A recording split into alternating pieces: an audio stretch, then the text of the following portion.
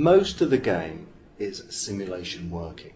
Whether it's a small town or a big city, people get up in the morning, they will actually go into shops, they'll buy things, their stock gets replaced in the shops from boats coming in. The reason why that's important is because you can have some influence on that.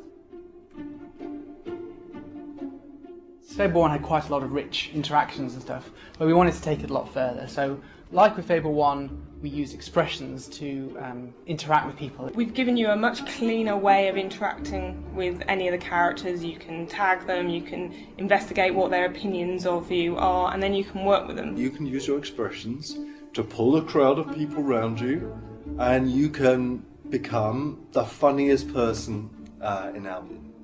When you come across a person in Fable 2, if you want to find out their likes and dislikes, you can query them, and they'll find out you can find out what sort of personality they have, because even in the same town there are people with different personalities. So you can find out exactly what people like by querying them. If somebody likes the clock tower in Bowstone Market, for example, if you get them to follow you there, then any expressions you do to them will have a bigger effect, and they'll like it more.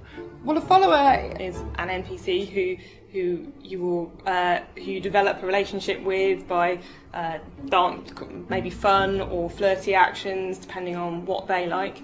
You can then ask them to come with you, and they will typically follow you wherever you take them.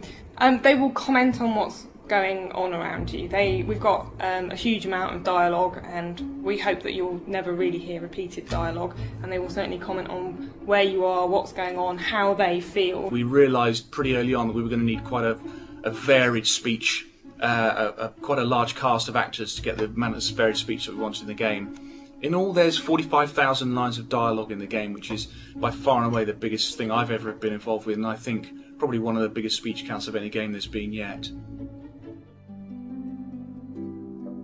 One of the things that you'll often find is that a lot of the people who are already in the world already have a partner, but that doesn't stop you from trying to get them to marry you. If you like someone, you can chat them up, you can ask them to follow them, and you can literally sit on the side of a mountaintop and watch the sun go down. If they fall in love with you and you then want to give them the ring to propose to them, then once you're married to them, you can, depending on how well you treat them, well, it depends on how they'll react to you. So if you're treating them well and they're happy, every time you go back to see them after you've been adventuring, they'll sort of be really happy to see you. But if you've left the gap a bit too long, they'll let you know that they're feeling lonely.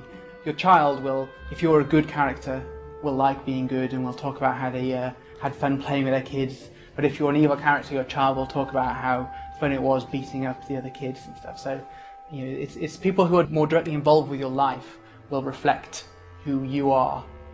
You can buy a house, you can move your family into that house, you can then go and invest some of your money in buying furniture. There's a furniture shop that sells loads of different wardrobes and beds and carpets and all sorts of stuff.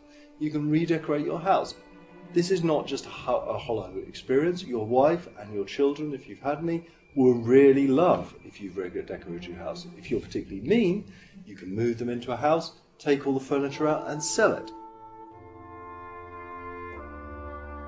Money can buy you all the normals that role-playing have, swords and clothes and augments and jewellery, and the list goes on and on. But the main way you earn that money is by going out to work.